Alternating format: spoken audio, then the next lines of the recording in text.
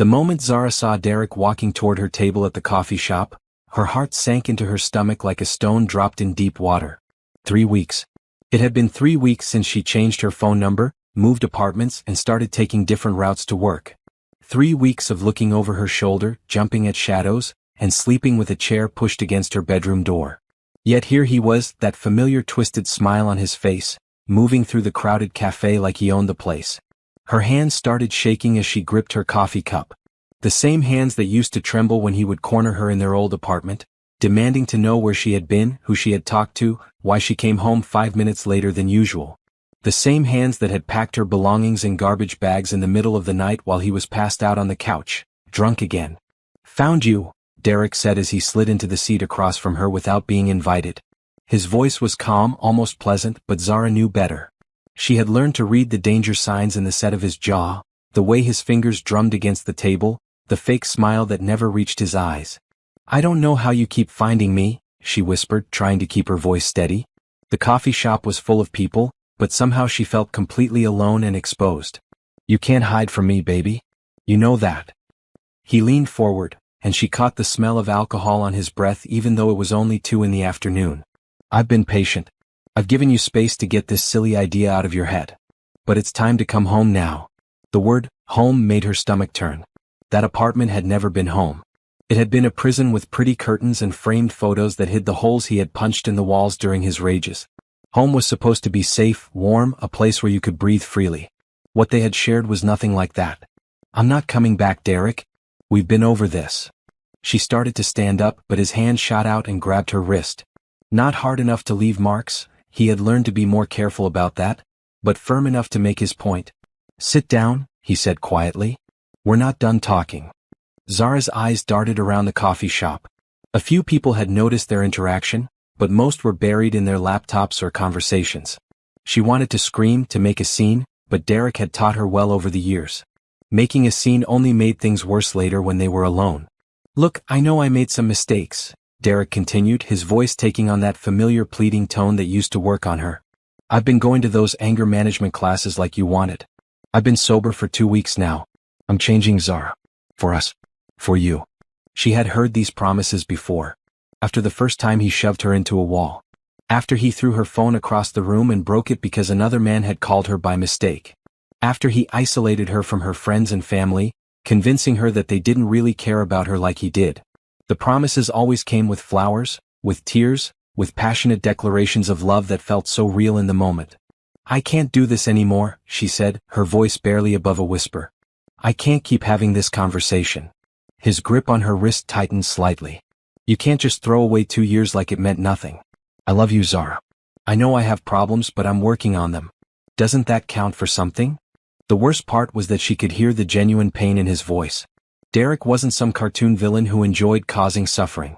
He was a broken man who had never learned how to love without possessing, how to care without controlling. But his brokenness didn't make her less broken. His pain didn't erase hers. "Love isn't supposed to hurt," she said, trying to pull her wrist free. "Love isn't supposed to make you afraid to come home. It's not supposed to make you change everything about yourself just to avoid setting off someone's temper." "I never hit you," Derek said, and there was that defensive edge creeping into his voice that she knew too well. "I never laid a hand on you, Zara. Some women would be grateful for a man who provides for them, who cares enough to worry about where they are all the time." The familiar guilt tried to creep in. He was right that he had never hit her. But there were so many other ways to hurt someone. Words that cut deeper than any slap. Isolation that felt like suffocation. The constant walking on eggshells, never knowing what small thing might trigger hours of accusations and interrogation. "Caring and controlling aren't the same thing," she said, finally managing to pull her wrist free. She rubbed the spot where his fingers had been, knowing it would be tender tomorrow even though he hadn't squeezed hard enough to bruise. Derek's expression started to shift, the fake patience melting away to reveal the anger underneath. "You're being dramatic. You always do this. Make me out to be some kind of monster when all I want is to take care of you. You can't make it on your own, Zara. You couldn't even keep a job before you met me." That was another lie he had convinced her to believe for too long. She had quit her job at his insistence, because he said he made enough money for both of them, because he wanted her to be home when he got off work, because her boss was too friendly, and it made Derek uncomfortable. Every choice that had made her smaller, more dependent, more trapped, had been presented as his way of loving her. "I have a job now," she said. "I have my own apartment. I'm doing fine on my own." "For now," Derek said, and something cold flickered in his eyes. "But you can't avoid me forever. This city isn't that big. And you can't stay scared forever either. Eventually you're going to want someone to come home to. Someone who knows you better than anyone else ever could." The threat was subtle but clear. He would keep finding her. Keep showing up at her work, her favorite places, anywhere she tried to build a new life. The restraining order she had considered getting would only make him more careful, not stop him entirely. And worst of all, part of her was tired. Tired of looking over her shoulder, tired of starting over, tired of being alone. "I need to go," she said, standing up quickly and grabbing her purse. "Please don't follow me." "This isn't over, Zara," Derek called after her as she hurried toward the exit. "You can't run forever. I know you better than you know yourself. You'll realize you made a mistake, and when you do, I'll be waiting." She pushed through the glass doors of the coffee shop and stepped into the busy afternoon crowd on the sidewalk. Her heart was pounding so hard she felt dizzy. The familiar panic was setting in, the feeling that no matter where she went or what she did, she would never really be free. Derek had a way of making her feel like she was overreacting, like she was crazy for being afraid of someone who just loved her too much. But as she walked quickly down the street, trying to blend into the crowd, Zara knew she wasn't crazy. She was just tired of being afraid, and she had no idea how much longer she could keep running from a man who seemed determined to make her his forever, whether she wanted to be or not. The afternoon sun felt too bright, the noise of traffic too loud. Everything felt overwhelming when Derek showed up like this, reminding her that her freedom was more fragile than she wanted to admit. She needed to think, to figure out her next move, but first she needed to get somewhere safe where she could breathe again. Zara spent the rest of the afternoon walking aimlessly through downtown, taking random turns and checking over her shoulder every few minutes. By the time evening fell, her feet hurt from walking in heels and her mind was exhausted from the constant vigilance. She found herself standing outside Russo's, an upscale Italian restaurant she had always wanted to try but could never afford. Through the large windows she could see couples sharing wine and laughing together. The warm lighting and elegant atmosphere looked like everything she had dreamed of when she was younger, before Derek had convinced her that fancy restaurants were a waste of money and that she should be happy with fast food and movie nights at home. "Excuse me, miss? Are you all right?" Zara turned to find a well-dressed older man looking at her with concern. He was probably in his 60s, with kind eyes and an expensive suit that fit him perfectly. "Oh yes, I'm fine," she said quickly, embarrassed to be caught staring through restaurant windows like some kind of vagrant. "I was just deciding if I wanted to eat here." The man smiled. "It's an excellent choice. My son owns this place actually. The food is outstanding, and the atmosphere is perfect for someone who looks like they need a peaceful evening." Something about his warm, fatherly manner made Zara's eyes fill with tears. She hadn't realized how much she missed having someone speak to her with simple kindness, without any hidden agenda or expectation. "I'm sorry," she said, wiping her eyes quickly. "It's been a difficult day. No need to apologize. We all have those days." He paused, studying her face. "Would you like some advice from an old man?" Zara nodded, not trusting her voice. Sometimes the best way to end a difficult day is to do something nice for yourself. Something that reminds you that you deserve good things. He gestured toward the restaurant. "The hostess will take excellent care of you. Tell her Vincent Carlyle recommended you get a table by the window." "Thank you," Zara managed. "That's very kind." "Kindness costs nothing," Vincent said with a smile. "Enjoy your evening, my dear." As he walked away, Zara stood there for a moment, surprised by the unexpected encounter. Maybe it was a sign. Maybe she needed to stop letting Derek's reappearance ruin her entire day. She had worked hard to build this new life, and she deserved to enjoy it. Taking a deep breath, she walked into Russo's. The hostess, a young woman with a bright smile, greeted her warmly. "Good evening. Table for one?" "Yes, please." "Vincent Carlyle said you might have a table by the window?" The woman's face lit up. "Oh, Mr. Carlyle. Of course. Right this way." The table was perfect. Tucked into a corner with a view of the bustling street outside, but private enough that she felt safe. The menu was more expensive than anything she usually allowed herself, but Derek's unexpected appearance had left her feeling reckless. She ordered the salmon and a glass of white wine, determined to prove to herself that she could have a nice evening alone. As she waited for her food, Zara pulled out her phone and scrolled through her contacts. She had so few numbers now, just work colleagues and the bare minimum of necessary people. Derek had gradually isolated her from her friends during their relationship, finding reasons why each one was toxic, or jealous, or trying to break them up. By the time she left him, she had no one to call for support. Her finger hovered over her sister's number. Tanya lived across the country now, busy with her own family and career. They had talked a few times since Zara left Derek, but the conversations were always strained. Tanya had never liked Derek, had warned Zara repeatedly that he was controlling, and there was an unspoken, "I told you so," in every interaction now. The wine arrived and Zara took a sip, feeling some of the tension leave her shoulders. The restaurant was filling up with the dinner crowd, and she found herself people watching. A young couple near the bar was clearly on a first date, nervous and excited. An older couple by the window seemed comfortable in the kind of easy silence that came from decades together. A group of friends was celebrating something, laughing loudly over shared appetizers. "Your salmon, miss." The waiter set down a plate that looked like it belonged in a magazine. The fish was perfectly cooked, accompanied by roasted vegetables and a sauce that smelled incredible. For the first time all day, Zara felt herself relax. She was halfway through her meal when she noticed him. A man sitting alone at the bar, occasionally glancing in her direction. He was handsome in an understated way, tall, with dark hair and an expensive-looking suit that fit him like it was custom-made. But what caught her attention wasn't his looks. It was the way he was sitting, slightly turned toward the door, his eyes scanning the room periodically like he was watching for someone. The behavior was so familiar it made her stomach clench.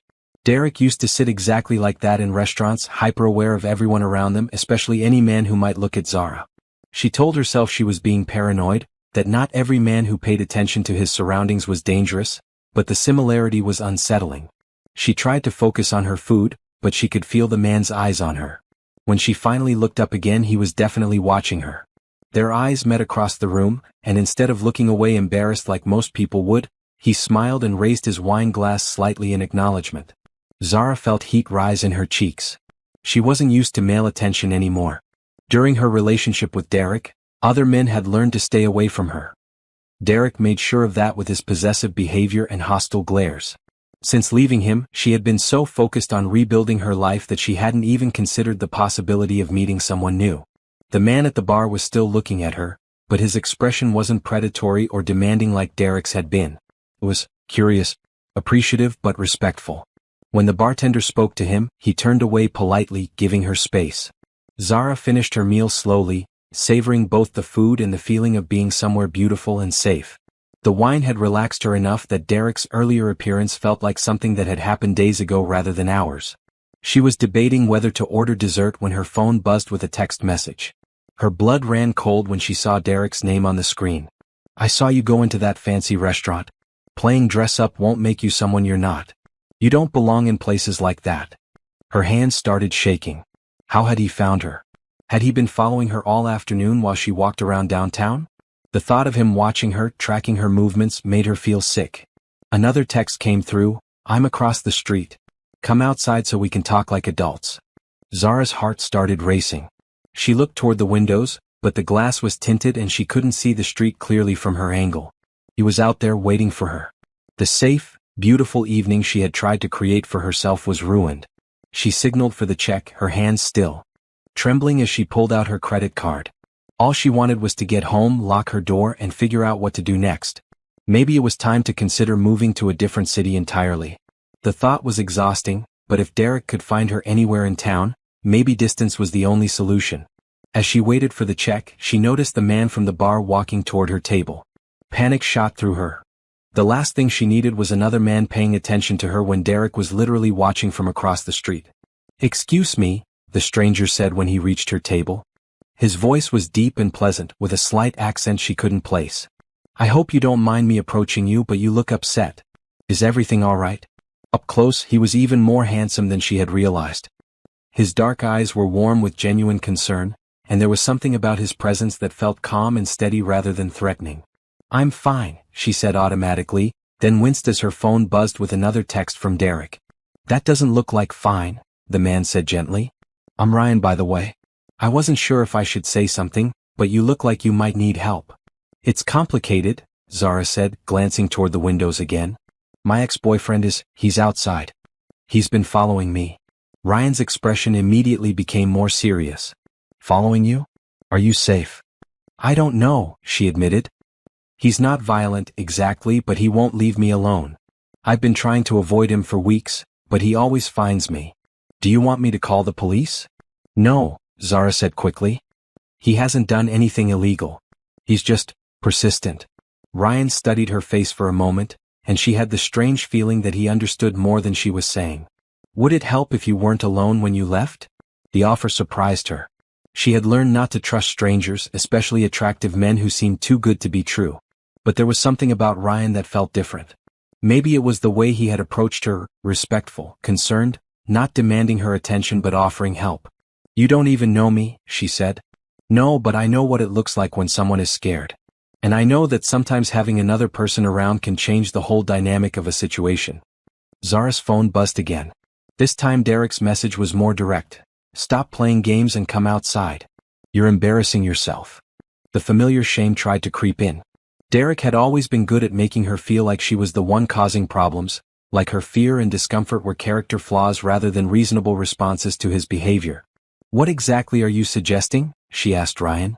Well, he said, sitting down across from her without permission, but somehow making it feel natural rather than intrusive. Your ex is expecting you to leave alone and upset. What if you left looking happy and confident instead? What if he saw that other people find you interesting and worth spending time with? You want to pretend to be my boyfriend? I want to walk you safely to wherever you're going next, Ryan corrected. What happens after that is up to you. Zara looked at this stranger who was offering to help her, trying to figure out his angle. In her experience, men didn't help women without expecting something in return. But Ryan's offer felt genuine, and more importantly, she was running out of options. Okay, she said finally. But I should warn you, my ex can be intense. Ryan smiled, and something about his confidence made her feel a little safer. Don't worry about that. I can handle intense.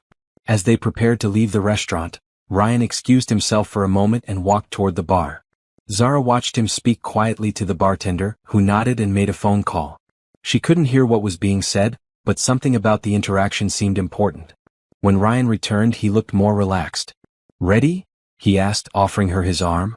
Zara hesitated for just a moment before taking it. His arm felt solid and warm, and she was surprised by how natural the gesture felt. They walked toward the exit together, and she could see Ryan scanning the street through the windows, his expression alert but calm. There, she whispered as they stepped outside, nodding toward a figure standing across the street under a lamppost. Derek was trying to look casual, but his posture was tense with barely controlled anger. I see him, Ryan said quietly. Just stay close to me and act like you're having a good time. Derek started walking toward them as soon as they appeared on the sidewalk. Zara felt her body tense automatically, but Ryan's steady presence beside her kept her from panicking. Zara, Derek called out as he approached. I've been waiting for you. Hello, Ryan said pleasantly before Zara could respond. You must be Derek. Zara mentioned you might stop by. Derek looked confused by Ryan's friendly tone. He had clearly been prepared for a confrontation, but Ryan was treating the situation like a normal social interaction. And you are? Derek asked, his voice tight with suspicion. Ryan Carlisle, he said, extending his hand. Nice to meet you. Derek ignored the offered handshake, focusing his attention on Zara instead. We need to talk. Privately. Actually, Ryan said smoothly, we were just heading to another spot for drinks. You're welcome to join us if you'd like. The invitation was clearly not genuine. Ryan's tone made it obvious he was being polite rather than welcoming, but it threw Derek off balance. He had been prepared for Zara to cower or for her companion to be confrontational. He didn't know how to respond to someone who was being cordially dismissive. Zara and I have things to discuss, Derek said, trying to regain control of the situation. Personal things. I'm sure you do, Ryan agreed. But maybe this isn't the best time or place for that conversation. The street outside a restaurant isn't really the ideal setting for working through relationship issues. Derek's face was starting to flush with anger. This doesn't concern you. You're right, Ryan said calmly. It doesn't. But Zara asked me to walk her to her car, so that's what I'm going to do. He looked at Derek directly, and something in his expression made it clear that the politeness was a choice, not a necessity. I'm sure you understand. For a moment, the three of them stood there in tense silence. Zara could feel the familiar knot of anxiety in her stomach as she waited for Derek's reaction. In the past, Any perceived challenge to his authority over her had resulted in hours of accusations and emotional manipulation. But something was different this time. Derek kept glancing at Ryan, clearly trying to assess him as a threat. Ryan was taller and broader than Derek, but more than that, he carried himself with a quiet confidence that suggested he wasn't easily intimidated. "Fine," Derek said finally. "But this isn't over, Zara. We still need to talk." "Maybe," she said, finding her voice for the first time since the confrontation began. "But not tonight." Derek's eyes flashed with anger, but he took a step back. "I'll call you tomorrow." "She'll think about it," Ryan said before Zara could respond. "Have a good evening, Derek." They walked away together, leaving Derek standing on the sidewalk. Zara didn't look back, but she could feel him watching them until they turned the corner. "My car is in the parking garage 2 blocks down," she said once they were out of sight. "Good. We'll make sure you get there safely." They walked in comfortable silence for a few minutes. Zara was processing what had just happened, amazed by how different the encounter had been from her usual interactions with Derek. Having someone else there had changed everything. Derek's intimidation tactics didn't work as well with an audience. "Thank you," she said finally. "I don't know what would have happened if you hadn't been there." "You would have figured it out," Ryan said. "You're stronger than you think." "I don't feel strong. I feel like I'm constantly running and hiding." "Running and hiding from someone who won't take no for an answer takes strength," Ryan pointed out. "A lot of people would have given up and gone back by now." They reached the parking garage, and Zara felt an unexpected sadness that the evening was ending. For a brief moment, she had felt protected and cared for without having to give up her independence in return. It was a feeling she hadn't experienced in years. "Can I ask you something?" she said as they stopped next to her car. "Of course. Why did you help me? You don't know anything about me or my situation. For all you know, I could be the problem in this scenario." Ryan was quiet for a moment, considering his answer. "I have a sister," he said finally. "She went through something similar a few years ago. I learned to recognize the signs, the way someone looks when they're scared but trying to hide it, the way they jump when their phone buzzes, the way they scan every room they enter looking for exits." "What happened to her?" "She got away. It took time and help from people who cared about her, but she built a new life. She's happy now." Zara felt tears prick her eyes. "I'm glad she made it out." "You will too," Ryan said with certainty. "This won't last forever." They stood there for a moment, neither wanting to end the conversation. Zara found herself studying Ryan's face, trying to memorize it. She had no idea if she would ever see him again, but she wanted to remember this feeling of being treated with kindness and respect. "I should probably go," she said reluctantly. "Probably," Ryan agreed, but he didn't step away from her car. "Ryan." "Yes." Would you like to have coffee sometime? I mean, if you're interested. I understand if you're not, given the circumstances and everything, but I thought maybe." She was rambling, nervous in a way that felt completely different from the fear Derek inspired. This was the good kind of nervous, the kind that came with possibility rather than threat. "I would love to have coffee with you," Ryan said, and his smile was warm and genuine. "When? Tomorrow? If that's not too soon.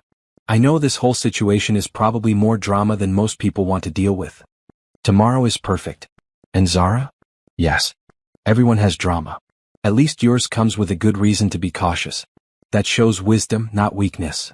They exchanged phone numbers, and Ryan waited until she was safely in her car with the doors locked before walking away. As Zara drove home, she couldn't stop smiling. For the first time in months, she felt like something good might be possible in her life. She was almost to her apartment when her phone rang. Derek's name appeared on the screen, and her good mood instantly evaporated. She let it go to voicemail, but the damage was done. The fear was back, creeping into her chest and making it hard to breathe. When she got home, she checked all the locks twice and pushed a chair against the door. Then she listened to Derek's voicemail. "Who is this guy, Zara? Where did you meet him? You think you can just replace me with some stranger you picked up at a restaurant? I know you better than that. You're not the type of person who talks to random men. So either you've been lying to me about seeing someone else, or this is all an act to make me jealous. Either way, we're going to talk about it. I'll give you tonight to think about what you want to say, but tomorrow we're having a real conversation. Just the two of us." Zara deleted the message and turned off her phone. She sat on her couch in the dark, trying to hold on to the feeling of safety she had experienced with Ryan, but Derek's voice kept echoing in her head. He was right about one thing: she normally didn't talk to strangers. The fact that she had felt comfortable with Ryan so quickly was unusual for her. But maybe that was a good thing. Maybe it meant she was healing, becoming more like the person she used to be before Derek convinced her that everyone was a threat and he was the only one she could trust. Maybe meeting Ryan was a sign that she was ready to start building connections with people again. She fell asleep on the couch that night, still wearing her dress from dinner, dreaming about dark eyes and a gentle voice that made her feel safe. Zara woke up to someone pounding on her door. Disoriented and still in yesterday's clothes, she stumbled toward the sound, her heart racing. Through the peephole, she could see Derek standing in her hallway, his hair messy like he had been running his hands through it. "I know you're in there, Zara. Your car is in the parking lot." She checked the time on her phone, 6:30 a.m. He had been up all night, probably walking around the city working himself into a rage. This was Derek at his most dangerous, when he had convinced himself that he was the victim and she was being unreasonable. "Go away, Derek," she called through the door. "I'm not talking to you right now. We need to discuss what happened last night. You embarrassed me in front of that guy, making me look like some kind of stalker when all I want is to work things out with my girlfriend." "I'm not your girlfriend anymore. Don't say that. You don't mean that." His voice was getting louder, and Zara worried about her neighbors complaining. "Look, I'm sorry I got upset yesterday. I know I came on too strong. But seeing you with another man, it made me crazy. You have to understand that." This was the pattern she knew so well. Derek would push and push until she gave in, then he would apologize and promise to do better, then the cycle would start all over again. The apologies always sounded sincere because in his mind, his behavior was justified by his feelings. "I understand that you're upset," she said, trying to keep her voice calm. "But that doesn't give you the right to show up at my apartment at 6 in the morning. This is harassment, Derek." "Harassment? For wanting to talk to someone I love? For trying to save our relationship?" Now he sounded genuinely hurt, and Zara felt the familiar guilt trying to creep in. "I'm not some stranger, Zara. I'm the man who took care of you for 2 years. The man who was ready to marry you." The mention of marriage made her stomach turn. Derek had brought up marriage frequently during their relationship, but always as a way to make her feel guilty for not being grateful enough. "Look how much I love you," he would say. "I want to marry you, and you're worried about stupid things like me checking your phone. Derek, please just go home. We can talk later, but not like this." When can we talk? You won't answer my calls, you moved without telling me where, you changed your number. How are we supposed to work things out if you won't even communicate with me?" The reasonable tone was back, the one that used to make her doubt her own perceptions. Derek was very good at making himself sound like the rational one who just wanted to fix things, while painting her as dramatic and unreasonable. "I need space," she said. "I need time to think." "You've had 3 weeks to think. How much more time do you need?" "I'm trying to be patient here, but you're not giving me anything to work with." Zara leaned against the door, feeling trapped. Even with a locked door between them, Derek's presence felt overwhelming. She could picture him on the other side, probably pacing back and forth, working himself up into an even bigger emotional state. Her phone buzzed with a text from Ryan. "Good morning. Looking forward to coffee later. I hope you slept well." The simple, kind message felt like a lifeline. Here was someone who wasn't demanding anything from her, wasn't trying to make her feel guilty for having boundaries. Someone who had helped her without expecting anything in return. "I have to go to work," she called to Derek. "I can't do this right now. It's Saturday, Zara. You don't work on Saturdays."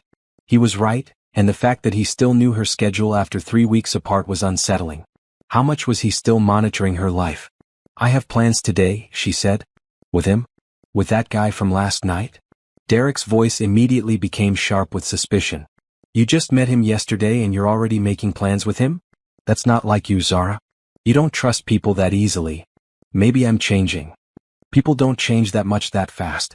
Something's not right about this whole situation." Derek was quiet for a moment, and Zara could almost hear him thinking. When he spoke again, his tone was different, calculating rather than emotional. "I did some research on your new friend," he said. "Ryan Carlisle. Interesting family name. You know what I think? I think you're trying to make me jealous by dating someone with money. But guys like that don't date girls like you seriously, Zara. They have fun with you and then they go back to their own kind."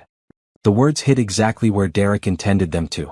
All her old insecurities about not being good enough, smart enough, successful enough came flooding back. During their relationship, Derek had been very good at reminding her of all the ways she fell short, all the reasons she should be grateful that someone like him wanted to be with her. "That's not what this is about," she said, but her voice sounded less certain than before. isn't it? You met him in an expensive restaurant you can't afford, he swoops in like some kind of hero, and now you're having coffee with him. It sounds like a fantasy, Zara. And fantasies don't last. Part of her knew that Derek was trying to manipulate her, trying to make her doubt herself and the connection she had felt with Ryan. But part of her wondered if he was right. What did someone like Ryan, clearly wealthy, confident, successful, want with someone like her? I need you to leave, she said, trying to sound stronger than she felt. Fine. I'll go. But think about what I said, okay? I know you better than anyone and I know when you're making a mistake. Don't throw away something real for something that's just going to hurt you. She heard his footsteps moving away from the door, then the sound of the elevator. Only then did she allow herself to breathe normally again. Zara spent the next hour in the shower, trying to wash away the feeling of Derek's presence. But his words kept echoing in her head. What if he was right about Ryan? What if she was setting herself up for disappointment by believing that someone like him could be genuinely interested in her? By the time she was dressed and ready to leave for her coffee date, she had almost convinced herself to cancel. It would be easier to stay home, avoid the possibility of embarrassment or rejection. Derek might be controlling and manipulative, but at least his interest in her was real, even if it was unhealthy. But as she stood in front of her mirror, she remembered how she had felt the night before. Safe, respected, interesting. Ryan had looked at her like she was worth listening to, worth protecting. Even if it didn't lead to anything romantic, she deserved to have people in her life who treated her well. She picked up her phone and called Ryan. Good morning. His voice was warm and happy to hear from her. I was just thinking about you. Hi, she said, suddenly feeling shy. I was wondering if we could meet a little earlier than we planned? I've had a difficult morning and I could use some friendly company. Of course. Are you okay? Do you need me to come pick you up? The offer was so genuinely caring that Zara felt tears prick her eyes. When was the last time someone had offered to help without making her feel like she owed them something in return? No, I can meet you. Where did you want to go for coffee? There's a little place called Morning Glory on 5th Street. Do you know it? I'll find it. Give me 30 minutes? Perfect. Zara? Yes. Whatever happened this morning, you don't have to handle it alone anymore. Okay. The simple statement made her feel lighter than she had in hours. Okay. See you soon. Morning Glory was exactly the kind of coffee shop Zara loved. Small, cozy, with mismatched furniture and local art on the walls. She found Ryan at a corner table, already nursing a cup of coffee and reading something on his phone. When he saw her come in, his face lit up with a smile that made her stomach flutter in the best possible way. You look beautiful, he said as she sat down across from him. Though you also look like you could use some caffeine. That obvious? She asked, managing a smile. Your ex showed up this morning, didn't he? Zara was surprised by how easily Ryan read the situation. How did you know?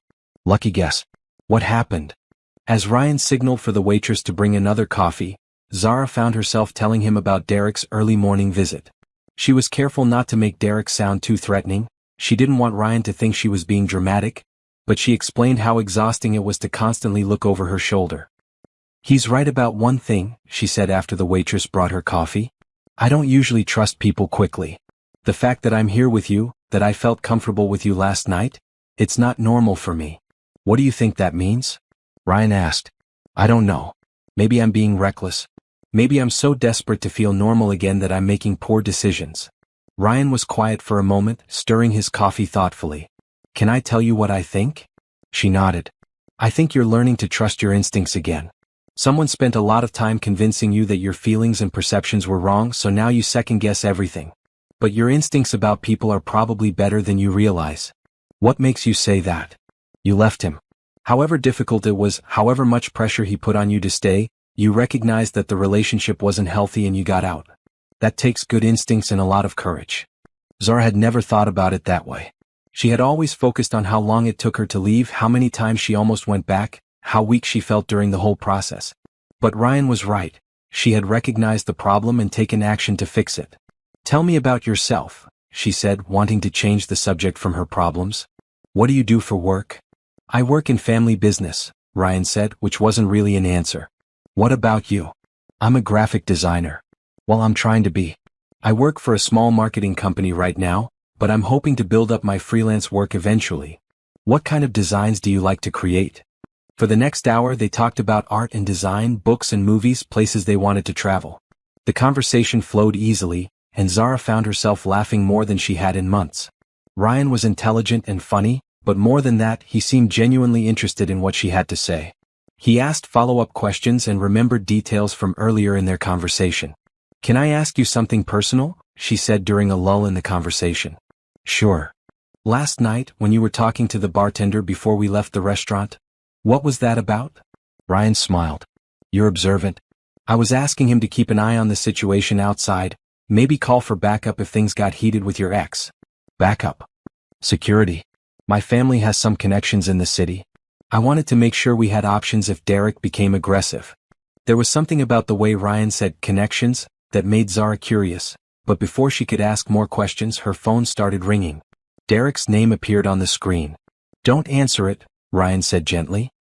"He'll just keep calling." "Then let him keep calling. You don't owe him your time or attention every time he decides he wants to talk." The phone stopped ringing, then immediately started again. Derek was nothing if not persistent. Other people in the coffee shop were starting to look in their direction. "I should take this," Zara said. "Just to make him stop." "Zara, no. Every time you answer his calls, you're teaching him that harassment works. You're rewarding the behavior you want him to stop." She knew Ryan was right, but the ringing phone was making her anxious.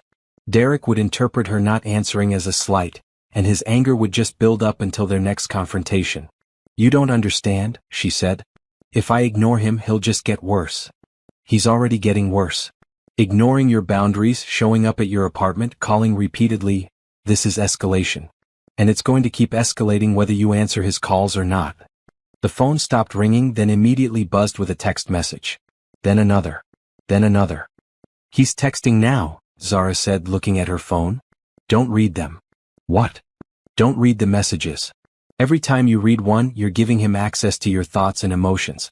You're letting him control how you feel even when he's not physically present." Zara stared at Ryan, realizing he was absolutely right. She had been so focused on managing Derek's emotions, on trying to keep him calm and prevent his anger from building up, that she had never considered simply refusing to engage. But what if it's important? What if there's an emergency? Then he can call 911 like everyone else. "Zara, emergencies don't happen via text message every day. This is just another way for him to maintain control over your attention." Her phone buzzed again. And again. Derek was sending message after message, probably getting more frustrated with each one she didn't respond to. "This is hard," she admitted. "I know. But you're stronger than you think." Ryan reached across the table and covered her hand with his. The touch was gentle and warm, completely different from Derek's possessive grabbing. "What if we turned off your phone for the rest of our coffee date?" he suggested. "Just for an hour or two. The world won't end, and you deserve to have a conversation without interruptions." The idea of turning off her phone felt both terrifying and liberating. She had become so accustomed to being available to Derek whenever he wanted her attention that the thought of being unreachable felt like freedom. "Okay," she said, powering down her phone. "But just for a little while." "Good girl," Ryan said, and there was pride in his voice that made her feel warm all over. With her phone off, Zara felt like she could breathe again. They ordered pastries and talked about lighter topics. Ryan told her about his travels, his love of architecture, his complicated relationship with his family's expectations. Zara found herself sharing stories about her childhood, her dreams of starting her own design business, her fear that she had wasted too many years in a relationship that held her back. "You haven't wasted anything," Ryan said firmly. "Everything you've been through has taught you something valuable about what you want and what you won't accept. That knowledge is going to serve you well going forward." "How are you so wise about relationships?" she asked. "Are you speaking from experience?" Ryan's expression became more guarded. "I've seen what happens when people don't value themselves enough to demand better treatment. I've also seen what's possible when they do." There was something in his tone that suggested personal experience, but Zara didn't push. Everyone had stories they weren't ready to share, and she was grateful that Ryan respected her boundaries without demanding that she respect his in return. "I should probably head home soon," she said reluctantly. "I have some freelance work to catch up on. Can I walk you to your car again?" "You don't have to do that." "I want to. Besides, you haven't turned your phone back on yet. For all we know, your ex is camped out in the parking lot." The reminder of Derek's behavior sent a chill through her. She had been so relaxed during their coffee date that she had almost forgotten about the morning's confrontation. "You're right," she said, turning her phone back on. Immediately, it started buzzing with notifications. 12 missed calls and 23 text messages, all from Derek. Don't read them, Ryan said quickly, seeing her expression. Whatever he has to say can wait until you're in a safe place with time to process it properly.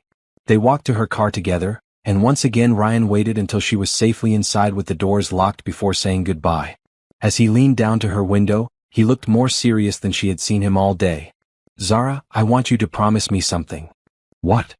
If Derek shows up at your apartment again, or if you feel unsafe for any reason, call me immediately. Don't try to handle it alone. I can't ask you to. You're not asking. I'm offering. Promise me. Looking into his concerned eyes, Zara felt something shift inside her chest. For so long, she had been completely alone with her fear and uncertainty. Having someone offer to help, someone who didn't want anything from her except her safety, felt like a gift she wasn't sure she deserved. I promise, she said. Ryan smiled and stepped back from her car. Good. I'll call you tonight to check in. As Zara drove home, she found herself smiling despite the pile of angry messages waiting on her phone. For the first time in years, she felt like she had an ally, someone who was on her side without trying to control her choices. It was a feeling she could get used to. When Zara got home, she made herself a cup of tea and sat down to deal with Derek's messages. Ryan's advice about not reading them immediately had been good. She felt calmer and more centered now, better able to handle whatever emotional manipulation Derek had sent her way. The messages started out hurt and confused. Why aren't you answering me? I just want to talk. Then they became more frustrated. This is ridiculous. You can't ignore me forever. By the end, they were angry and accusatory. I know you're with him. You're making a fool of yourself. He's using you and you're too naive to see it. The final message was the most unsettling. I saw you two at that coffee shop looking all cozy. You never looked that happy with me. Maybe you were never as committed to our relationship as you pretended to be. A chill ran down Zara's spine. Derek had been watching them. He had followed her to morning glory and spent their entire coffee date spying on them from somewhere nearby. The violation felt enormous. She couldn't even have a peaceful conversation without Derek inserting himself into the situation. She was still processing the implications when her phone rang. This time it was her sister Tanya calling from California. Hey sis, Tanya's voice was warm but concerned. I got a weird call today. Someone claiming to be your boyfriend called my office asking about you. Zara's stomach dropped. What did he say? He said his name was Derek and that you two were having relationship troubles. He wanted to know if you had been in touch with me if I knew about some new guy you were dating. He said he was worried about you making bad decisions. What did you tell him? Nothing. I told him I didn't know who he was and that if he was really your boyfriend, you would have mentioned him to me. Then I hung up and called you immediately. Zara felt sick. Derek had somehow found Tanya's work number and called her, trying to get information about Zara's life. It was another boundary crossed, another escalation in his campaign to maintain control over her. Zara, what's going on? Who is this guy? For the next 30 minutes, Zara found herself telling her sister everything. About Derek's controlling behavior during their relationship, about her escape 3 weeks ago, about his refusal to accept that things were over. She also told her about meeting Ryan, about how different she felt when she was with someone who treated her with respect. I'm proud of you for leaving, Tanya said when Zara finished. I was worried for a long time, but I didn't know how to bring it up without pushing you away. I wish I had talked to you sooner. You weren't ready then. But you're ready now and that's what matters. Tanya paused. This Derek guy sounds dangerous though. The fact that he tracked down my number and called my workplace, that's not normal behavior. I know. I'm scared of what he might do next. Have you considered getting a restraining order? I've thought about it, but I'm not sure I have enough evidence. He hasn't threatened violence or damaged my property. He's just persistent. Persistent to the point of harassment. Showing up at your apartment uninvited, following you around the city, calling your family members. That's stalking, Zara. Hearing her sister use the word stalking made Zara's situation feel more real and more serious. She had been so focused on managing Derek's emotions and avoiding confrontation that she hadn't fully acknowledged how abnormal his behavior had become. What should I do? Document everything. Save all his messages, keep a record of when and where he shows up, note down every interaction. If his behavior continues to escalate, you'll need evidence to get legal protection. They talked for another few minutes before Tanya had to go. After hanging up, Zara sat in her quiet apartment feeling overwhelmed. Derek's reach into her life was wider than she had realized. If he was willing to call her sister's workplace, What other boundaries was he willing to cross? Her phone buzzed with a text from Ryan. How are you doing? Did you make it home safely? The simple check-in message made her feel less alone. She called him instead of texting back. Hi, she said when he answered. I hope I'm not bothering you. Never. What's wrong? You sound upset. Zara told him about Derek's messages and about the call to her sister. Ryan listened without interrupting, and she could hear him moving around on the other end of the line. Where are you right now? He asked when she finished. At home. Why? I don't like the idea of you being alone when Derek is escalating like this.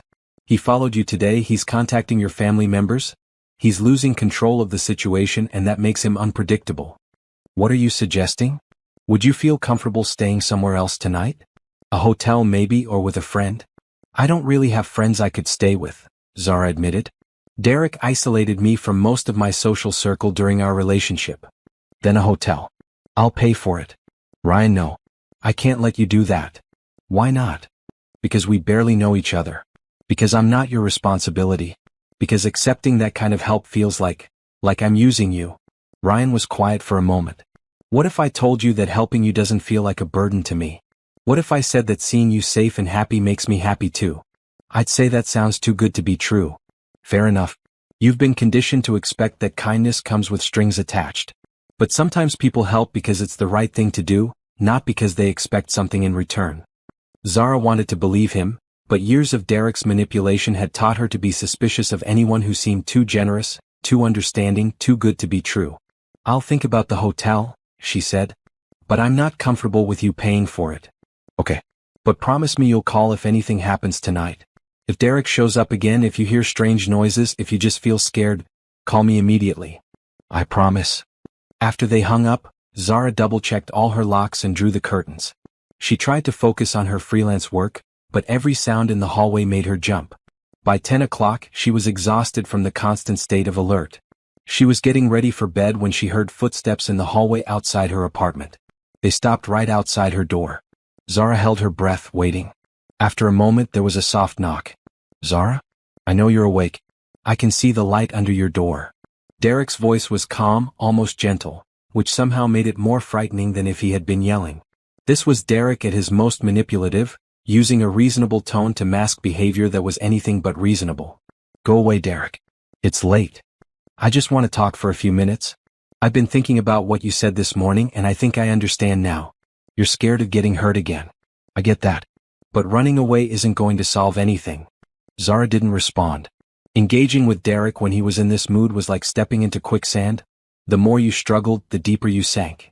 I know you're listening, Derek continued. I know you still care about me even if you're too proud to admit it. What we had was real, Zara. It was messy and complicated, but it was real. You can't just throw that away for some fantasy with a guy you met yesterday. The word fantasy echoed what Derek had said that morning, his attempt to make her doubt her connection with Ryan. But as she stood there listening to Derek try to manipulate her through her apartment door, Zara realized something important. Her feelings about Ryan might be new and uncertain, but her feelings about Derek were crystal clear. She didn't want this, the fear, the manipulation, the constant walking on eggshells. She didn't want to spend her life managing someone else's emotions at the expense of her own peace and safety. I'm calling the police if you don't leave, she said. For what? Standing in a hallway? Talking to someone I care about? Derek's voice remained calm, but there was an edge to it now. You're being dramatic, Zara. This is exactly the kind of overreaction that made our relationship so difficult. The blame shifting was so familiar it almost made her laugh. Somehow, Derek showing up at her apartment at 10 o'clock at night was her fault for overreacting to it. Instead of arguing, Zara picked up her phone and called Ryan. Derek is outside my apartment, she said as soon as he answered. He won't leave. I'm on my way. Stay on the line with me. Ryan, you don't have to. I'm already in my car. Are your doors locked? Yes. Good. Don't open them for anyone except me. Zara could hear Derek still talking outside her door, his voice getting slightly louder and more insistent. He was telling her about all the things he had changed about himself, all the ways he was trying to be better for her, all the reasons she should give him another chance. He's not leaving, she told Ryan. He will. I'm 5 minutes away. True to his word, Ryan arrived quickly. Zara heard different voices in the hallway, Ryan's calm but firm tone, Derek's defensive responses. She couldn't make out the exact words, but the tone of the conversation was clear. Derek was being told to leave and he wasn't happy about it. After a few minutes there was a knock on her door. "Zara, it's Ryan. Derek is gone." She opened the door to find Ryan standing in her hallway, looking concerned but not shaken. Whatever had happened between him and Derek, Ryan had handled it with the same quiet confidence he seemed to bring to every situation. "Are you okay?" she asked. "I'm fine. Are you?" Zara realized she was trembling. The confrontation with Derek, even through a closed door, had left her feeling scared and exhausted. "I don't think I can keep doing this," she said. "He's not going to stop. He's just going to keep escalating until... I don't know what he'll do." Ryan studied her face for a moment, then made a decision. "Pack a bag. You're staying somewhere else tonight." "Ryan, I told you. Not a hotel. My place. I have a guest room and security in my building. Derek won't be able to get to you there. I can't impose on you like that." "You're not imposing. You're accepting help from someone who cares about what happens to you." Zara looked into Ryan's steady, concerned eyes and felt something inside her chest release. She was tired of trying to handle everything alone. She was tired of being scared in her own home. Maybe it was time to accept that she needed help, and that accepting it didn't make her weak or dependent. "Okay," she said. "Thank you." As she packed a small overnight bag, Zara felt like she was taking a step toward something new and unfamiliar. She had no idea what was going to happen between her and Ryan, but for the first time in weeks she felt like she might actually be safe. Ryan's apartment was nothing like what Zara had expected. She had imagined something modern and cold, the kind of sterile luxury space that rich men seem to prefer. Instead, his place was warm and comfortable, filled with interesting art and books that looked like they had actually been read. "This is beautiful," she said, looking around the spacious living room with its view of the city lights. "Thank you. I spend a lot of time here, so I wanted it to feel like home rather than a showpiece." The guest room was equally welcoming, with a comfortable bed and its own bathroom. Ryan showed her where everything was, gave her towels and an extra phone charger, and made sure she had everything she needed. "I'll be right down the hall if you need anything," he said. "And Zara? You're safe here. The building has excellent security, and Derek doesn't know where I live." "How can you be sure?" "Because very few people know where I live. I value my privacy." There was something in Ryan's tone that reminded Zara how little she actually knew about him. He had mentioned family business and connections, he lived in an obviously expensive apartment with high-end security, and he seemed to have resources that most people didn't. But he had never been specific about what he did for work or why he was able to help her so easily. "Ryan, can I ask you something?" "Of course. What do you do for a living?" "I mean, specifically?" Ryan was quiet for a moment, and Zara got the impression he was deciding how much to tell her. "My family owns several businesses," he said finally. "I help manage them. It's not very exciting, but it pays the bills." It was the same vague answer he had given before, and Zara sensed there was more to the story. But she was too tired and emotionally drained to push for details. Whatever Ryan's secrets were, he had shown her nothing but kindness and respect. That had to count for something. "Thank you for everything," she said. "For helping me today, for letting me stay here. I know this isn't what you signed up for when you asked me to coffee. Actually, it's exactly what I signed up for." "What do you mean?" Ryan smiled, but his expression was serious. "I mean that when I see someone who needs help, I help them. It's not complicated or heroic. It's just the right thing to do. Most people would have walked away by now. The drama, the ex-boyfriend showing up everywhere, it's a lot to deal with. You're worth dealing with it for." The simple statement made Zara's chest feel warm and tight. She couldn't remember the last time someone had made her feel valuable just for being herself, without requiring her to earn their attention or affection. "I should let you get some rest," Ryan said. "Tomorrow we can figure out next steps for keeping you safe long-term." After he left, Zara took a long hot shower and put on her pajamas. For the first time in weeks she felt truly relaxed. The apartment was quiet and peaceful, and she knew Derek had no way of finding her here. She was brushing her teeth when her phone rang. Derek's name appeared on the screen, and her brief moment of peace evaporated. She almost didn't answer, remembering Ryan's advice about not rewarding Derek's harassment. But something made her pick up the call. "What do you want, Derek?" "I want to know where you are." His voice was tight with barely controlled anger. "You disappeared with that guy again. This is becoming a pattern. Where I am is none of your business. Everything about you is my business. We were together for 2 years, Zara. You can't just pretend that doesn't matter." It matters, but it doesn't give you the right to control my life now. Control your life? I'm trying to save your life. You don't know anything about this Ryan guy. You don't know what he wants from you or what he's capable of. And you do. I did some more research. His family has connections to some very questionable people. Business relationships that aren't exactly legal. Zara felt a chill of doubt. Was Derek telling the truth, or was this another manipulation tactic? You're lying. Am I? Ask him about his family's business interests. Ask him how they made their money. Ask him why he lives like he does at his age without seeming to have a real job. These were the same questions that had been nagging at Zara, the same inconsistencies she had noticed but hadn't wanted to examine too closely. Even if that's true, it doesn't change anything between us, she said. Doesn't it? You're putting yourself in danger to avoid having an uncomfortable conversation with me. That's not rational, Zara. What's not rational is you calling me at midnight after I told you to leave me alone. I'm calling because I'm worried about you. You're not thinking clearly. This guy has you confused about what you want. Derek's voice was getting softer, more persuasive. This was the tone he used when he was trying to convince her that his version of reality was the correct one. I'm thinking more clearly than I have in years, she said, but she could hear the uncertainty in her own voice. Are you? Because the Zara I know doesn't trust strangers. She doesn't let men she just met solve her problems for her. She's independent and careful and smart. But you're acting like someone completely different. Maybe I am someone different. Maybe I'm becoming who I was before I met you. Or maybe you're so desperate to prove that you don't need me that you're making dangerous choices. Zara ended the call without responding, but Derek's words stayed with her. Was she being reckless?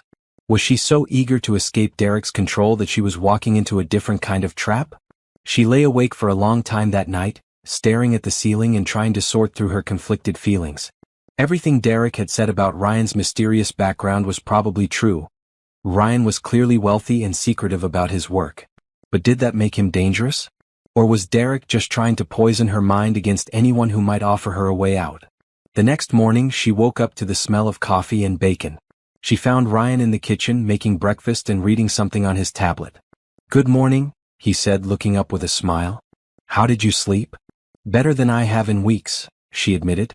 Thank you again for letting me stay here. You're welcome to stay as long as you need to.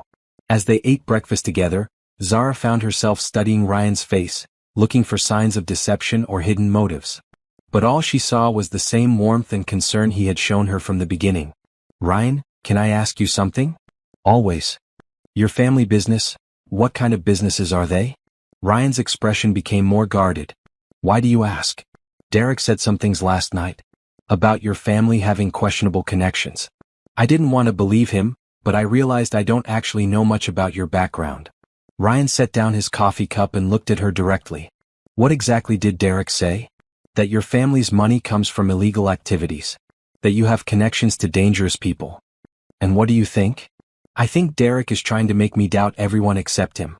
But I also think you've been deliberately vague about your work, and I'm starting to wonder why. Ryan was quiet for a long moment, and Zara could see him wrestling with some internal decision. You're right that I haven't been entirely honest with you, he said finally. But not for the reasons you might think. What reasons then? Because when people know who my family is, it changes how they see me. They either want something from me or they're intimidated by me, or they assume I'm someone I'm not. Who is your family? Ryan took a deep breath. My father is Vincent Carlisle. Does that name mean anything to you? Zara thought for a moment, then her eyes widened. The Vincent Carlisle who owns half the real estate in the city? The one who's always in the business section of the newspaper? That's him. You're Vincent Carlisle's son? But he introduced himself to me the other night as... She stopped, remembering the kind older man outside the restaurant who had recommended she eat at Russo's. Oh my God. That was your father, wasn't it? Ryan nodded. He owns Russo's among other things. When I told him I had met someone special there, he was curious enough to go see for himself. So you're? Rich, yes. Very rich. My family owns hotels, restaurants, office buildings, construction companies. We employ thousands of people and have business relationships with everyone from city council members to federal judges. Zara stared at him, trying to process this information. Are any of Derek's accusations true? About illegal activities? No. My father is many things, demanding, ambitious, sometimes ruthless in business, but he's not a criminal. Everything he's built has been legal, even if it hasn't always been pretty. Then why didn't you tell me? Because I wanted you to get to know me as Ryan, not as Vincent Carlisle's son. I wanted you to trust me because of how I treated you, not because you were impressed by my family's money. Zara understood that logic, but she still felt unsettled by the revelation. The man she had been getting to know was more powerful and connected than she had imagined. It changed the dynamic between them in ways she was still trying to understand. Are you angry? Ryan asked. I don't know what I am. Confused maybe. A little overwhelmed. I know it's a lot to take in, but it doesn't change how I feel about you or how I want to help you with Derek. Doesn't it? You have resources most people can't even imagine. You could probably make Derek disappear if you wanted to. Ryan's expression became very serious. Is that what you think of me? That I would use my family's influence to hurt someone? I don't know what to think. Yesterday I thought you were just a nice guy who happened to be in the right place at the right time. Now I find out you're essentially royalty in this city. I'm the same person I was yesterday. The same person who walked you to your car and bought you coffee and listened to you talk about your dreams. Money doesn't change who someone is at their core. Zara wanted to believe that, but she couldn't shake the feeling that everything between them had shifted. She was no longer just a woman getting to know an interesting man. She was now someone from a completely different social class getting involved with someone who could probably buy and sell her entire world without thinking twice about it. I need some time to think about this, she said. Of course. Take all the time you need. But even as Ryan said the words, Zara could see the disappointment in his eyes. He had trusted her with his biggest secret, and she was pulling away instead of moving closer. She understood his disappointment, but she also understood her own need to process this new information carefully. Her phone buzzed with another text from Derek. Told you something wasn't right about him.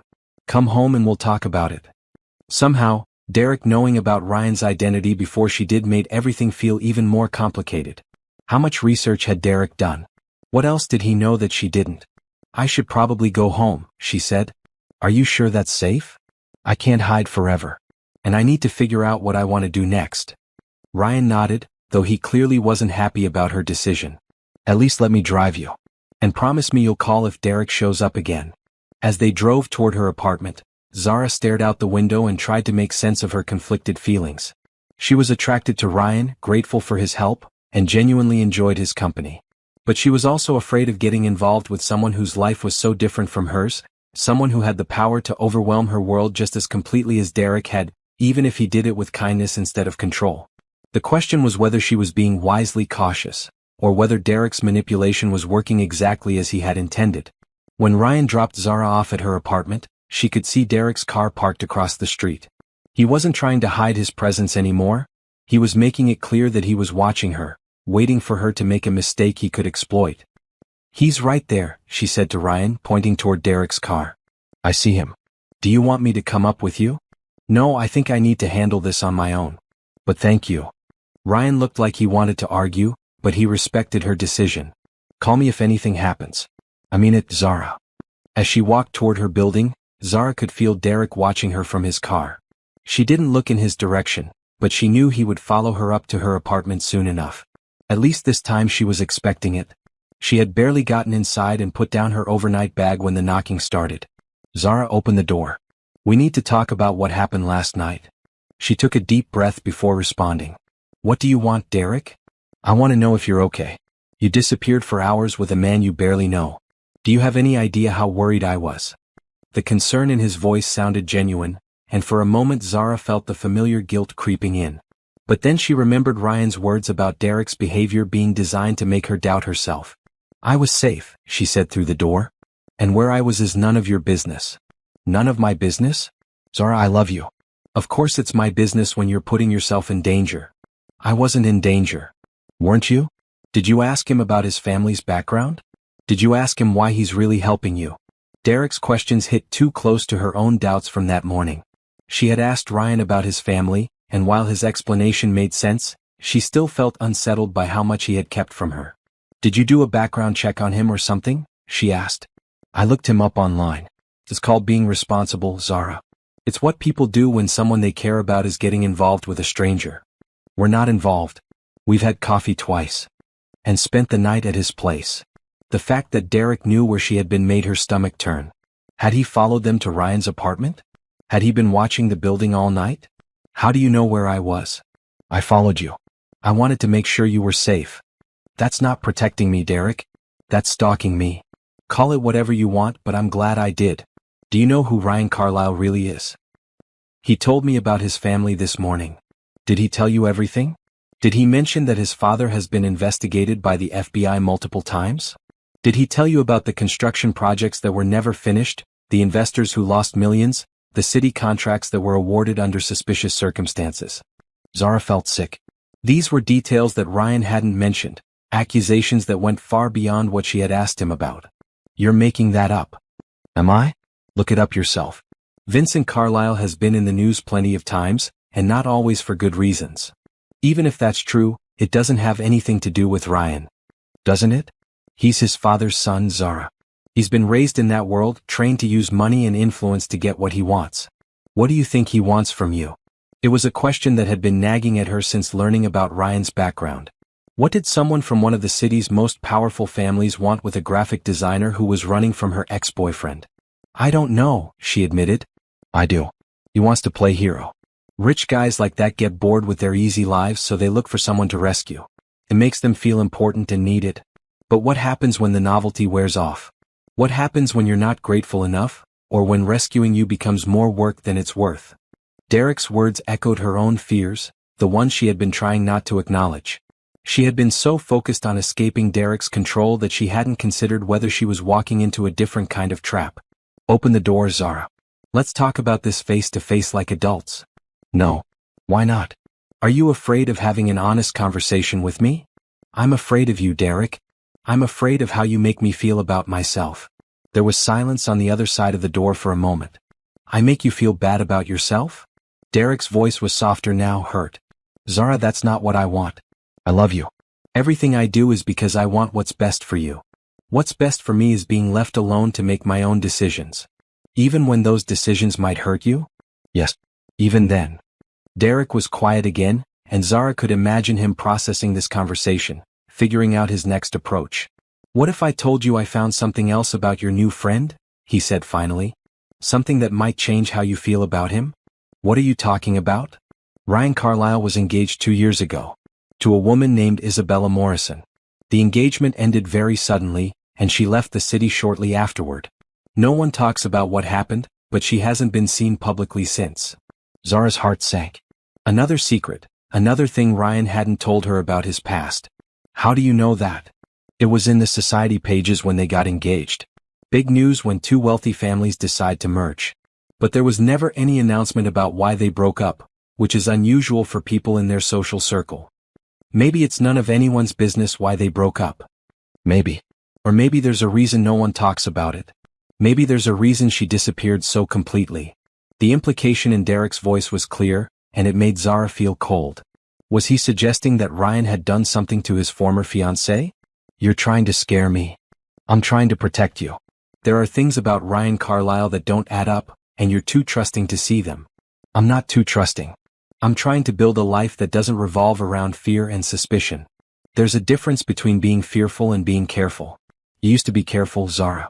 You used to think things through before jumping into situations with people you didn't know. He was right about that. The old Zara, the one from before their relationship, had been more cautious about people and relationships. But Derek had been so controlling, so jealous of any outside influence in her life, that she had learned to keep her guard up constantly. Maybe her willingness to trust Ryan was a sign that she was healing, or maybe it was a sign that she was making the same mistakes all over again. I need you to leave, Derek. I need time to think. About what? About whether you're going to keep seeing someone who's lying to you? About everything. About what I want and what's best for me. And you can't think about that with me here? No. I can't. Derek was quiet for a long moment. When he spoke again, his voice was resigned rather than angry. Okay. I'll go. But Zara? Be careful. Please. Whatever you think of me, whatever mistakes I've made, I do care about what happens to you. Don't let your anger at me cloud your judgment about other people. She heard his footsteps moving away from her door, then the sound of the elevator. Only then did she allow herself to breathe normally. Zara spent the rest of the day researching Vincent Carlisle online. What she found was complicated. He was indeed a powerful businessman with holdings throughout the city, but his success had come with controversy. There had been investigations into some of his business practices, though no charges had ever been filed. There had been questions about how certain city contracts were awarded to his companies. There had been lawsuits from investors and former business partners. But there had also been charitable donations, community development projects, and testimonials from employees who had worked for his companies for decades. Vincent Carlyle was clearly a complex man who operated in a world where the lines between legal and illegal, ethical and unethical, were often blurred. She also found the engagement announcement Derek had mentioned. Ryan and Isabella Morrison had been engaged 2 years ago, and according to the article, they had been planning a spring wedding. But there was no follow-up story about the wedding being called off, no announcement about the end of the engagement. It was as if Isabella had simply vanished from the social scene. By evening, Zara was more confused than ever. She believed that Ryan was genuinely trying to help her, but she also couldn't ignore the fact that he came from a world she didn't understand, with complications she couldn't predict. And Derek, despite his controlling behavior, had been right about several things regarding Ryan's background. Her phone rang and Ryan's name appeared on the screen. "Hi," she said, answering on the third ring. "Hi. How are you doing? Any problems with Derek today? He came by earlier. We talked through the door. What did he want?" Zara hesitated. She wanted to ask Ryan about Isabella Morrison, about his father's business controversies, about all the things Derek had brought up. But she also didn't want to sound like she was interrogating him or that she believed everything Derek told her. "He's still trying to convince me that you're dangerous," she said finally. "And what do you think?" I don't know what to think anymore. Everything feels complicated." Ryan was quiet for a moment. "Would it help if we talked in person? I could come over, or you could come here, or we could meet somewhere neutral. I don't think Derek is watching me right now, but I'm not sure. Maybe somewhere public would be better. There's a bookstore cafe on Maple Street. It's quiet and has good coffee. Would that work?" "Yes." "Give me an hour?" "Perfect." "Zara?" "Yeah. Whatever Derek told you today, whatever doubts you're having, we can work through them." "Okay." His voice was so warm and reassuring that Zara felt some of her anxiety ease. Maybe Derek was wrong about Ryan's motives. Maybe the complications of Ryan's background didn't have to affect their relationship. Maybe she was overthinking everything because Derek had trained her to be suspicious and fearful. "Okay," she said. "I'll see you in an hour." As she got ready to leave, Zara caught sight of herself in the mirror. She looked tired and stressed, like someone who had been carrying too much weight for too long. She wanted to believe that meeting Ryan would help clarify things, would give her the answers she needed to move forward with confidence. But as she grabbed her keys and headed for the door, she couldn't shake the feeling that she was about to step into even deeper water, where the currents were stronger and the bottom was much harder to see. The bookstore cafe was exactly what Zara needed, quiet, cozy, and filled with the kind of people who were more interested in their books than in eavesdropping on other people's conversations. She found Ryan at a corner table, already nursing a cup of coffee and looking genuinely happy to see her. "You look tired," he said as she sat down across from him. "I feel tired. This whole situation with Derek is exhausting. What did he say to you today?" Zara ordered a latte from the waitress, then took a deep breath. "He told me about your former fiancée, Isabella Morrison." Ryan's expression immediately became more guarded. "What about her?" "That you were engaged 2 years ago, and that she disappeared after the engagement ended." He implied that something happened to her, something suspicious. "And you believed him?" "I don't know what to believe. You haven't exactly been forthcoming about your past relationships." Ryan was quiet for a long moment, staring into his coffee cup. When he looked up, his eyes were sad in a way that made Zara's chest ache. "Isabella and I were engaged," he said finally. "We had known each other since we were children. Our families moved in the same social circles. Everyone expected us to get married eventually. What happened? I realized that I didn't love her the way she deserved to be loved. And she realized that she was more in love with the idea of being married than she was with me specifically. That doesn't sound suspicious." "It wasn't. But when you're from families like ours, private matters don't stay private for long." Isabella was embarrassed by the broken engagement, especially since it was her decision to call it off. She moved to Europe to avoid the gossip and social pressure. "She called it off?" "Yes. She said she wanted to marry someone who looked at her the way I looked at other women. She was right, I cared about her, but I wasn't in love with her." Zara felt some of her tension ease. Ryan's explanation sounded honest and reasonable, nothing like the dark implications Derek had made. "How do you look at other women?" she asked. Ryan smiled, and something in his expression made her pulse quicken. Like they're the most interesting person in the room. Like I want to know everything about them, what makes them laugh, what scares them, what they dream about when they think no one is paying attention. Is that how you look at me?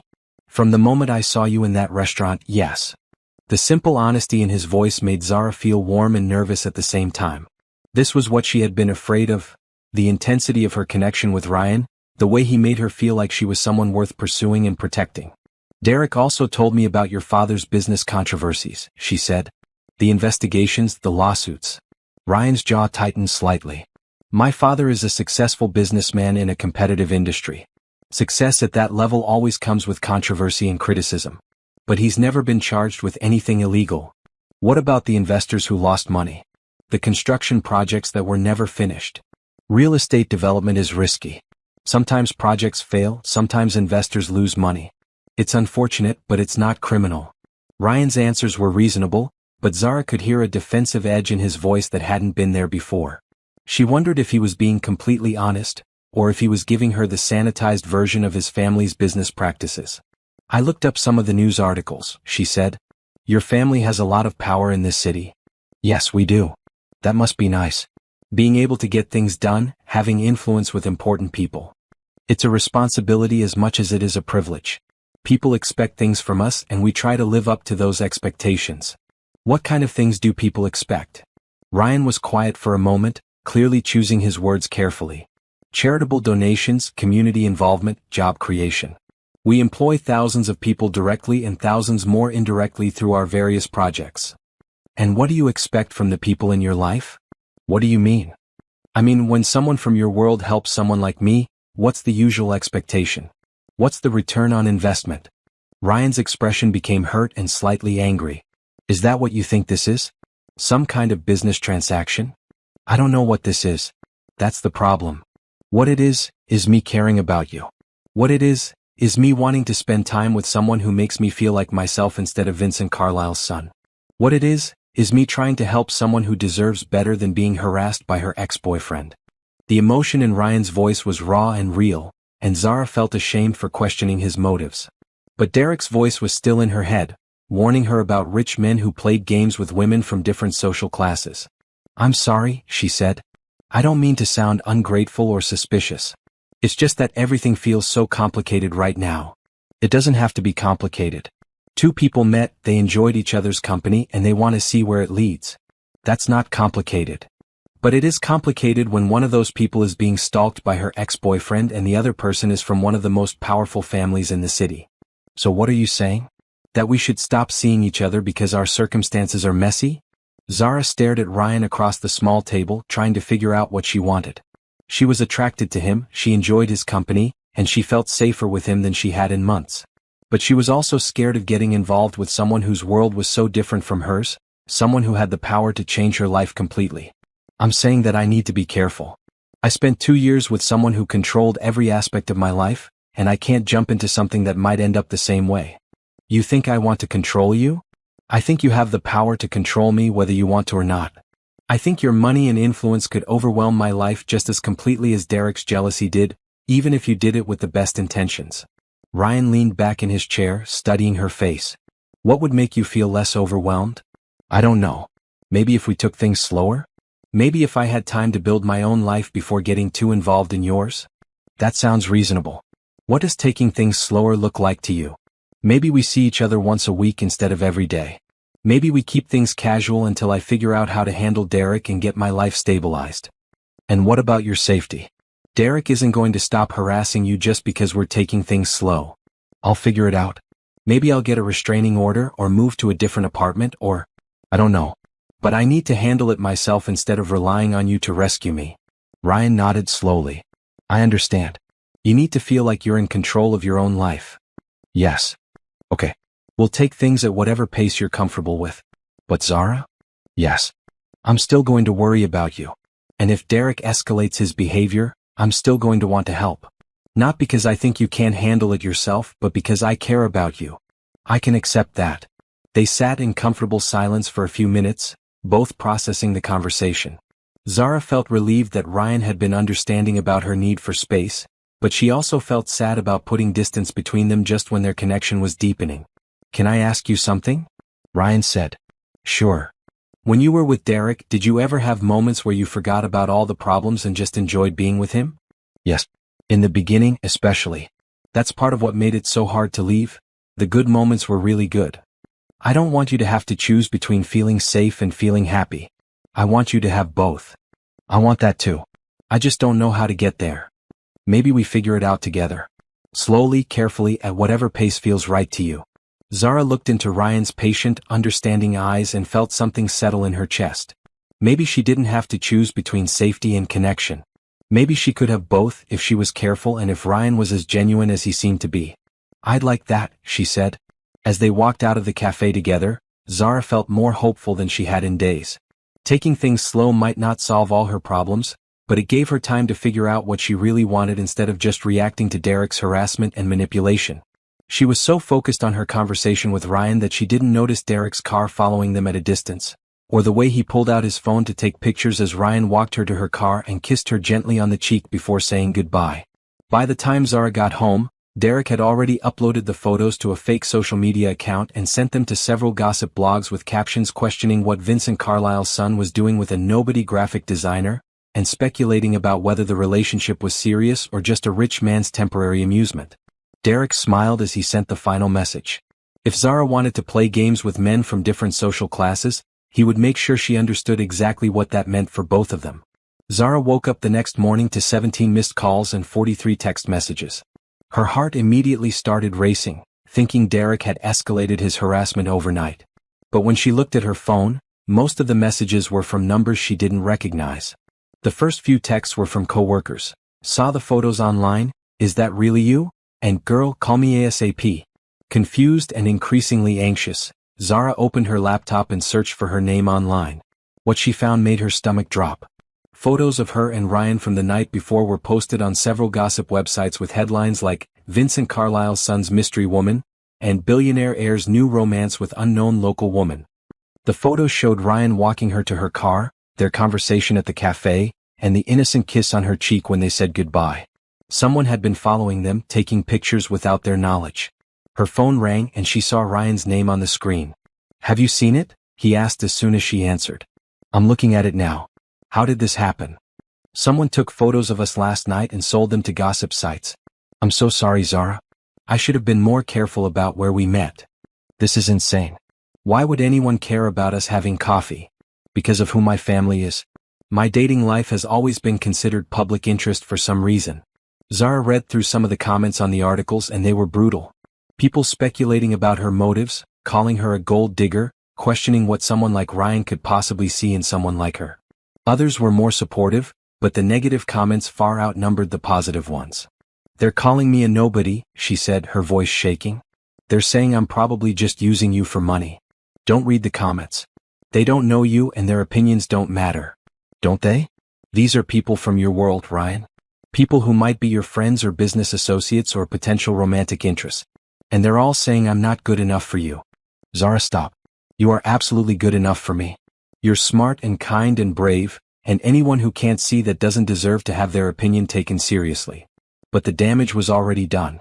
Seeing herself described as a nobody and a gold digger, in print brought back all of Derek's words about her not belonging in Ryan's world. Maybe the gossip was cruel, but maybe it wasn't entirely wrong. I have to go to work, she said. I need to figure out how to handle this. Do you want me to pick you up? The paparazzi might be hanging around your apartment building. Paparazzi? Are you serious?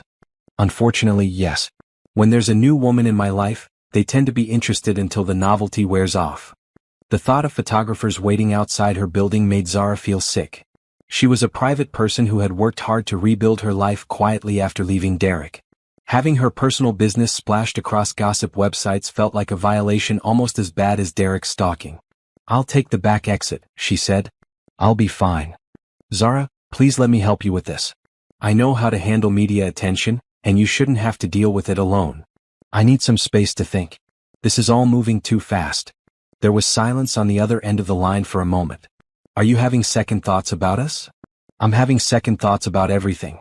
Yesterday I was worried about Derek following me around. Today I have complete strangers taking my picture and posting my personal business online. I can't handle this kind of attention, Ryan. It will die down. As soon as they realize we're not doing anything scandalous, they'll move on to someone else. But what if we were doing something scandalous? What if our relationship became serious? Would this be my life? Photographers following me around, people analyzing my every outfit and expression, gossip about whether I'm good enough for you? Ryan was quiet again, and Zara could tell he was struggling to find the right answer. The truth was that if they stayed together, media attention would probably be part of their relationship. There was no way around it. I would do everything I could to protect your privacy, he said finally. But you're right that some level of public interest comes with being involved with someone from my family. I can't live like that. I spent 2 years having every aspect of my life monitored and controlled. I won't do it again even if the monitoring comes from strangers instead of a boyfriend. So what are you saying? I'm saying that maybe Derek was right. Maybe we're from different worlds and maybe trying to bridge that gap is going to cause more problems than it solves. Derek was right? The man who's been stalking and harassing you for weeks. Not about everything. But about some things. About the fact that your life and mine don't fit together easily. Zara could hear the hurt in Ryan's voice when he spoke again. Is this really about the media attention, or is this about you looking for reasons to push me away because getting close to someone feels scary? The question hit too close to home. Maybe she was looking for reasons to retreat, reasons to go back to the safety of isolation rather than risk being hurt again. Maybe both, she admitted. Zara, I understand that this is overwhelming. I understand that my family's public profile complicates things. But don't let fear make this decision for you. Don't let Derek's voice in your head convince you that you don't deserve good things. I need time to think. How much time? I don't know. A few days, maybe a week. I need to figure out how to handle this media situation, and I need to get my head straight about what I really want. And what if Derek uses this time to convince you that I'm all wrong for you? Then maybe he's right. Ryan was quiet for a long moment. Okay, take the time you need. But Zara? Yes. Don't let other people's opinions define your worth. You're not a nobody, you're not a gold digger, and you're not unworthy of love and respect. Don't let anyone convince you otherwise. After they hung up, Zara sat in her apartment staring at the gossip articles about herself. The photos showed a woman who looked happy and relaxed, someone who seemed to belong in Ryan's world. But the comments told a different story. They painted her as an outsider, an opportunist, someone who was punching above her weight. Her phone buzzed with a text from Derek. Saw the news. Are you ready to admit that I was trying to protect you from this kind of humiliation? For the first time in weeks, Derek's message didn't make her angry. Instead, it made her feel tired and defeated. Maybe he had been right about the fundamental incompatibility between her life and Ryan's. Maybe she had been naive to think that kindness and attraction were enough to overcome such different backgrounds and circumstances. She got ready for work, avoiding the front entrance to her building and taking a long route to the office. A few photographers were still hanging around, but they seemed to have lost interest when she didn't give them anything dramatic to photograph. At work, her colleagues were curious but supportive. Most of them thought the whole situation was exciting and couldn't understand why she seemed upset about dating someone wealthy and attractive. But they hadn't experienced Derek's controlling behavior, hadn't spent months rebuilding their sense of independence and self-worth. They didn't understand that privacy and autonomy felt more valuable than romance and luxury. By the end of the day, Zara had made a decision. She would take the week she had asked for, but she would spend it figuring out how to build a life that didn't depend on anyone else. Not Derek, not Ryan, not anyone. She would focus on her work, her goals, and her own healing. If Ryan was still interested after that, if the media attention died down and the complications seemed manageable, maybe they could try again. But as she walked home from work, carefully checking for photographers and avoiding the main streets, Zara couldn't shake the feeling that she was walking away from something that could have been wonderful. The question was whether she was being wisely cautious, or whether she was letting fear and other people's opinions rob her of a chance at happiness. That night, she turned off her phone and ran a hot bath. For the first time in days, she felt peaceful. No calls from Derek, no messages from Ryan, no notifications about gossip articles. Just silence and warm water and the chance to think clearly about what she really wanted her life to look like. Outside her apartment, Derek sat in his car watching her windows, planning his next move. The media attention had worked better than he had hoped. Zara was pulling away from Ryan, questioning their compatibility, doubting her own worth. A few more carefully planted doubts, a few more reminders of how different their worlds were, and she would be ready to come back to someone who understood her, someone who would never expose her to public humiliation. Derek smiled as he started his car and drove away. Patience and persistence were paying off. Soon, Zara would realize that he was the only one who truly cared about protecting her from a world that would never accept her. And when she did, he would be waiting with open arms and a promise that they could build a quiet, private life together, far away from photographers and gossip and men who treated her like a temporary amusement. 3 blocks away, Ryan stood at his apartment window looking out at the city lights, wondering if he had lost the best thing that had happened to him in years. He understood Zara's need for space, understood her fear of losing her independence again. But he also knew that Derek was still out there, still manipulating the situation, still trying to convince Zara that she was better off with him. The question was whether a week would be enough time for Zara to see through Derek's manipulation, or whether it would be enough time for Derek to convince her that Ryan was just another man trying to control her life. Ryan had built his career on patience and strategic thinking, but when it came to Zara, all he wanted to do was fight for her. The problem was that fighting for her might be exactly what would drive her away permanently. Sometimes the best way to show someone you cared about them was to give them the space they needed to choose you freely. But as Ryan turned away from the window and tried to focus on other things, he couldn't shake the feeling that time was running out, and that Derek was using every minute of Zara's silence to his advantage. The next few days would determine whether love was enough to overcome fear, whether trust could triumph over manipulation, and whether 2 people from different worlds could find a way to build something beautiful together. But first, Zara would have to decide whether she was brave enough to take the risk. Epilogue. 6 months later. Zara stood in the art gallery, nervous but excited as people wandered around looking at her work. Her first solo exhibition had been Ryan's idea, but the success of it was entirely her own. The months of space and reflection had been exactly what she needed to remember who she was and what she was capable of. Derek had eventually stopped calling when she got the restraining order and blocked his number on everything. He had moved to another city shortly afterward, apparently deciding that she wasn't worth the legal complications he was facing. Ryan appeared at her elbow with 2 glasses of champagne. "The red dot on your lighthouse painting means someone bought it," he said with a proud smile. "Really? That's my favorite piece." "Mine too. I might have had something to do with making sure it went to a good home." Zara looked at him suspiciously. "Ryan Carlyle, did you buy my painting? I might have mentioned to my father that it would look perfect in his office lobby." "You did not." "I did. And he agreed." "Apparently, he's been a fan of your work since that night at Russo's when he first met you." Zara shook her head, but she was smiling. Over the past few months, she and Ryan had learned how to navigate their different worlds together. It hadn't been easy. There were still photographers occasionally, still comments from people who didn't understand their relationship. But they had figured out how to protect what mattered while building something real together. "How does it feel?" Ryan asked, gesturing toward the gallery full of people admiring her art. "Like I finally know who I am again," Zara said. "Like I'm exactly where I'm supposed to be." "Good," Ryan said, taking her hand. "Because I have something I want to ask you." As he got down on one knee in the middle of her art exhibition, surrounded by her work and the people who had come to celebrate her success, Zara realized that sometimes the best things in life came from taking risks, trusting your instincts and refusing to let fear make your decisions for you. "Yes," she said before he could even ask the question, "because sometimes you just knew."